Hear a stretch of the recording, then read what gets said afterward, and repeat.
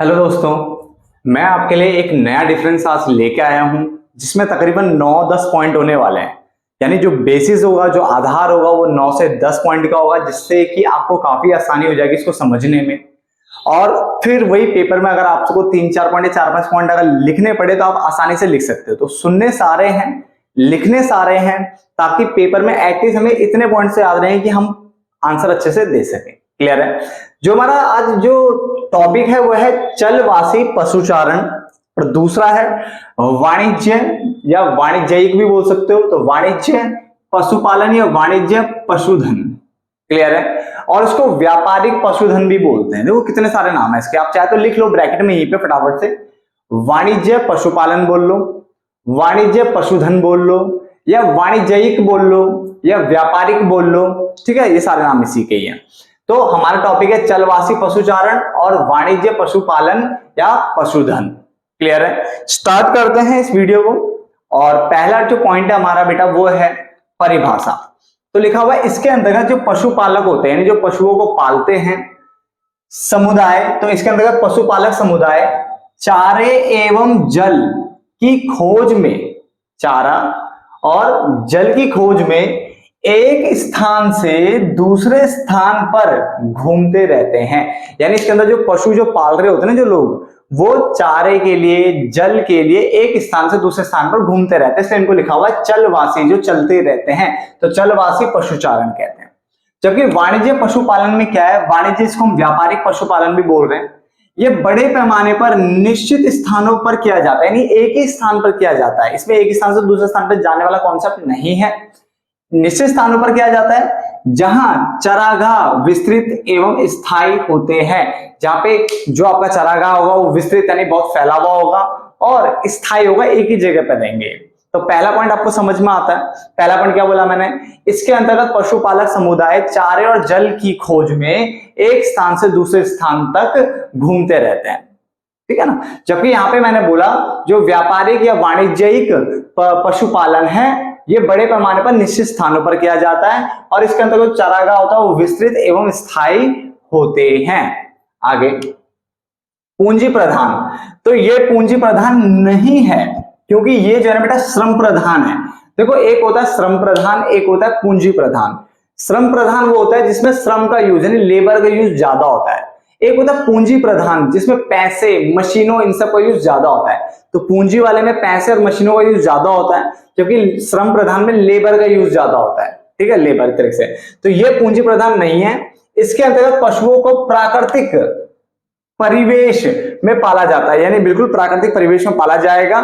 ठीक है, तो इसको हम बोलते हैं पूंजी प्रधान नहीं है, श्रम प्रधान व्यवसाय है। कौन सा व्यवसाय है? श्रम प्रधान व्यवसाय है। जबकि ये लिखा है यह चलवासी पशुपालन की अपेक्षा, नहीं इसकी अपेक्षा ये अधिक व्यवस्थित होते हैं और पूंजी प्रधान होते हैं। तो ये इसका मतलब ये ज्यादा व्यवस्थित है, अच्छे ढंग से व्यवस्थित है।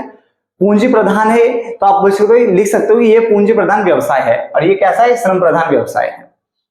पद्धति की बात करें तो ये अविकसित तथा प्राचीन पद्धति से, अविकसित और प्राचीन यानी पुरानी पद्धति से, तकनीक से पशुपालन करते हैं, जबकि ये आधुनिक पद्धति से पशुपालन करते हैं। 3 पॉइंट समझ में आ रहा है? ठीक है ना? काफी आराम से समझा रहा हूं ताकि आपको वीडियो में सब कुछ याद हो जाए। ठीक है ना? और मैं मैक्सिमम डिफरेंस बनाता रहता हूं, याद रखना। कोई डिफरेंस चाहिए हो तो आप मुझे कमेंट में लिख सकते हो, या फिर आप इंस्टा आईडी जो यहाँ पे दिख रही है आपको, इसमें आप भेज सकते हो कि आप यहाँ पे प्लीज हमें ये डिफरेंस बता दो। दोबारा मैं 3 पॉइंट रिपीट कर रहा हूं, उसके बाद मैं रिपीट नहीं करूंगा इसको। पहला, चलवासी पशुपालन, जो पशुचारण, सॉरी, ये इसके अंतर्गत पशुपालक समुदाय चारे और जल की खोज में एक स्थान से दूसरे स्थान पर घूमते रहते हैं। जबकि जो हमारा जो व्यापारिक यानी वाणिज्य पशुपालन है, इसमें ये बड़े पैमाने पर निश्चित स्थानों पर किया जाता है, जहां चरागाह जो होते हैं वो विस्तृत होते हैं एवं स्थायी होते हैं। क्लियर हो गया? अगर हम पूंजी प्रधान की बात करें तो ये पूंजी प्रधान नहीं है, ये पूंजी प्रधान है। ठीक है, ये श्रम प्रधान क्या है? व्यवसाय है। ये पूंजी प्रधान व्यवसाय है। इसमें जो पशुओं को पाला जाता है वो प्राकृतिक परिवेश में पाला जाता है, जबकि ये बहुत ज्यादा व्यवस्थित है, आधुनिक है एक तरीके से। ठीक है ना? आगे पद्धति की बात करें तो चलवासी चरवाहे अविकसित और प्राचीन यानी पुरानी पद्धति से पशुपालन करते हैं, जबकि यहाँ पे आधुनिक पद्धति से पशुपालन किया जाता है। क्लियर होता है? आगे चलते हैं। देखभाल, इसके अंतर्गत पशु प्राकृतिक रूप से बड़े होते हैं, यानी प्राकृतिक रूप से बड़े होते हैं, और उनकी विशेष देखभाल नहीं की जाती। क्लियर हो गया। जबकि इसके अंतर्गत पशुओं को वैज्ञानिक तरीके से पाला जाता है, याद रखना, और विशेष देखभाल भी की जाती है। यहाँ पे सिंपल सा पॉइंट था। चलो पाला की बात करें तो इसमें विभिन्न प्रकार के बहुत तरह तरह के पशुओं को पाला जाता है, जबकि इसमें जो पशुपालन जो होता है वो अनुकूल क्षेत्र के आधार पर पाया जाता है कि वो क्षेत्र पशुओं के रहने लायक है या नहीं है, इसको ध्यान में रखते हुए यहाँ पे पशुओं को पाला जाता था। अनुकूल क्षेत्र के आधार पर पशुओं को पाला जाता है, साथ में उस क्षेत्र में पशुओं की डिमांड है या नहीं है, बहुत कुछ फैक्टर्स को देख करके यहाँ पे पशुओं को पाला जाता है, बहुत सारी चीजें देखना पड़ता है। आगे प्रजनन तथा नस्ल सुधार की अगर हम बात करें तो इसमें पशुओं का जो प्रजनन होता है, नस्ल सुधार है, उसके प्रयास नहीं किए जाते, याद रखना। जबकि इसमें पशुओं के प्रजनन और नस्ल सुधार के प्रयास किए जाते हैं। क्लियर हो गया। तो 3 पॉइंट मैं रिपीट कर चुका था, अगले 3 पॉइंट मैंने जो पढ़ाए ध्यान से देखना। देखभाल, इसके अंतर्गत पशु जो है प्राकृतिक रूप से बड़े होते हैं, उनकी विशेष रूप से देखभाल नहीं की जाती, जबकि इसमें वैज्ञानिक तरीके से पाला जाता है पशुओं को और उनकी विशेष देखभाल की जाती है। क्लियर हो रहा है ना सब कुछ। चलो पाला, इसमें विभिन्न प्रकार के पशुओं को पाला जाता है, जबकि इसमें पशुपालन अनुकूल क्षेत्र के आधार पर किया जाता है, बहुत सारे फैक्टर्स को ध्यान में रख करके फिर पशुओं को यहाँ पे पाला जाता है। क्लियर है। आगे प्रजनन तथा नस्ल सुधार की अगर हम बात करें तो इसमें पशुओं का प्रजनन तथा नस्ल सुधार के प्रयास नहीं किए जाते, कोई प्रयास नहीं करते, जबकि इसमें प्रयास किए जाते हैं। ठीक है ना, प्रयास किए जाते हैं। अगला पॉइंट साधन या उद्देश्य, तो इसमें पशुपालन केवल जीवन निर्वाह का साधन है, यानी जीवन को अच्छे से जीने के लिए, ठीक है, अपने जीवन को जीवन व्यापन करने के लिए, जीवन जीने के लिए यहाँ पे किया जा रहा है। तो पशुपालन जो हो रहा है केवल जीवन निर्वाह का साधन है, जबकि इसमें जो पशुपालन होता है वो व्यापारिक उद्देश्य के लिए किया जाता है। व्यापारिक मतलब हो गया लाभ को अधिकतम करना, यानी अधिक से अधिक प्रॉफिट कमाने के लिए किया जाता है।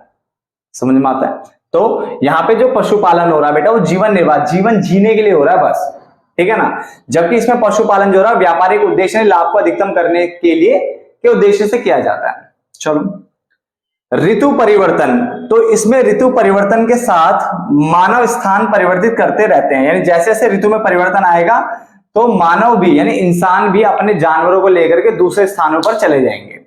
क्लियर हो गया।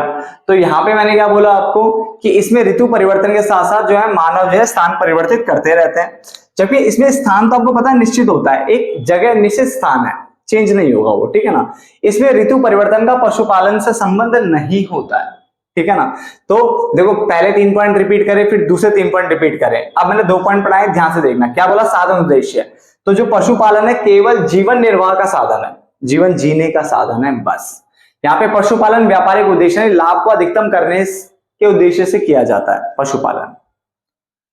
ऋतु परिवर्तन, अगर ऋतु में परिवर्तन आएगा तो मौसम के हिसाब से ये अपने जानवरों को लेकर के दूसरी जगह चले जाते हैं, यानी मानव भी स्थान परिवर्तित कर लेते हैं, जबकि इसमें स्थान निश्चित रहता है। इसमें ऋतु परिवर्तन का पशुपालन से कोई संबंध नहीं है। क्लियर हो गया। चलो लास्ट जलवायु। तो जलवासी पशुचारण, इसको जरूर याद रखना है, 1 नंबर में भी आ सकता है। जलवासी पशुचारण अर्ध शुष्क, कौन से में? अर्ध शुष्क प्रदेशों की कठोर जलवायु में होता है।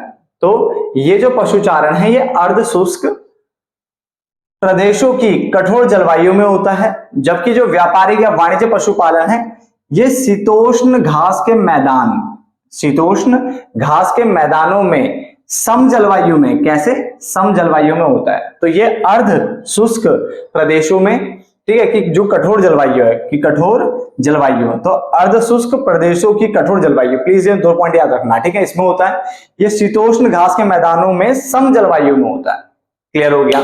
मेरे हिसाब से डिफरेंस आपको समझ में आ गया होगा। मिलते हैं नए डिफरेंस में, तब तक के लिए धन्यवाद।